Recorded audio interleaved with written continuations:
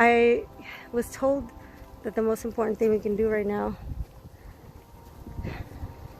other than taking care of ourselves as best as we can, is to meet all that we meet as that source, that love, that light that we all are. To encounter all that you encounter in that love, as that love.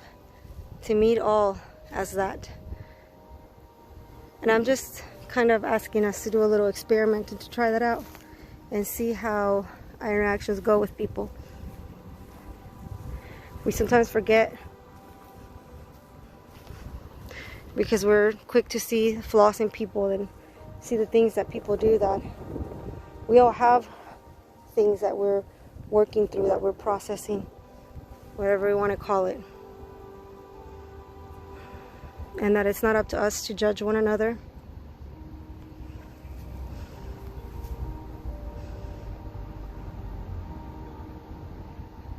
But if we can all meet each other in a state of love, of unity, of the oneness that we are, that we arise from, meaning all as source, how much more kinder will we be to one another? Think about the honor, the respect, and the love.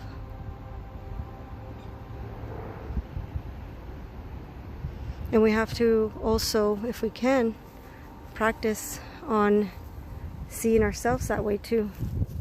Because a lot of us are also very good at looking at our own flaws and things that we need to work on, or things that we don't like. And we all have them. That's okay. They're there, but they don't have to be there forever. We're not stuck. We're not bound to any of our past mistakes or regrets or unforgiveness unless we want to be. And if we do, then may it serve you, bless you, love you either way. It's the same for ourselves. But there may be aspects of us within that are wanting to hold on to the past, wanting to hold on to a certain image, to a certain concept, to an outcome. And I met one of those aspects today of myself, and it was very interesting.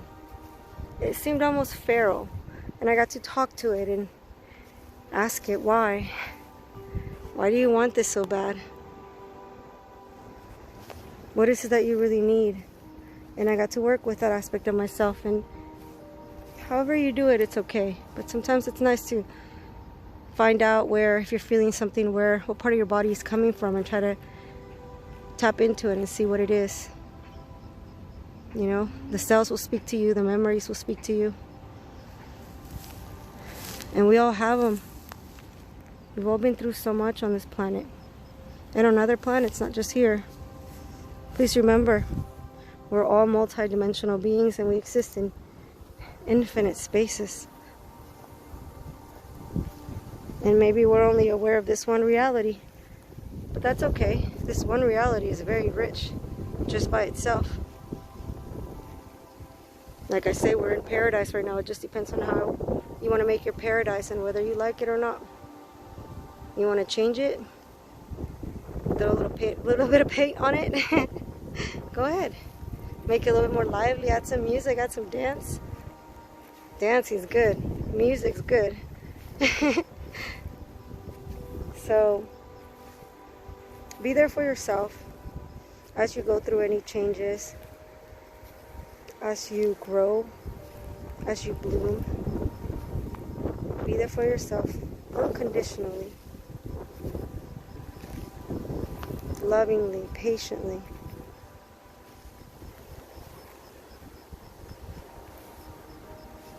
As we arise, as we all have the opportunity to hold hands, or just to help each other out, to witness each other, to see each other in our beauty and our divinity and our love and our utmost resplendence. I love you all so much. I see you. I know who you are. You're all more beautiful than you could ever imagine. And I'm madly in love with all that is. And you are it, whoever's watching it. We're all it. We've all been playing tag, and we've all been it. Hide and seek, and we've always been here. And we're just waking up out of that dream. A beautiful dream. We're waking up from a reality where we are material instead of spirit, although we never stop being spirit. And as we wake up out of that dream, we remember so much. And we bring sometimes some of our past into this moment to be able to witness, heal, behold, and allow it to flow and process through you in love and forgiveness and mercy and compassion. As we are always held in that compassion, that love, always, in each and every moment. Even when we forget who we are, even when we do bad things, even when we're not perfect, we're always held in that infinite, utmost, unconditional love that is our source, that exists within each and every one of us. My message continues to be one of the awakening collective, the awakened individual. For us to remember who we are, that it's time, that it's safe. Also, that we can all grow together better than when we do it apart, that we can help each other, that we're so beautiful and amazing when we're in harmony and peace and love and unity, and that invitation is open to all, and that no matter what you have to go through, remember that you're more powerful than that you can do it, that you're loved, that you're supported. You have the entire universe watching out for you. Sometimes it doesn't feel like it. Sometimes we get in the way. But the universe, love, life is always looking out for you. I know a lot of us have the programming that we're against life, that we have to fight all the time, and I get it. I love you, warriors, you know? I love you. I love the warrior within myself so much. She's so powerful, so instrumental in so many ways. And I love you all for being so strong, so brave, for wanting to defend, even if it's just yourselves or your families, the planet. Thank you. I love you all. Please take care of yourselves.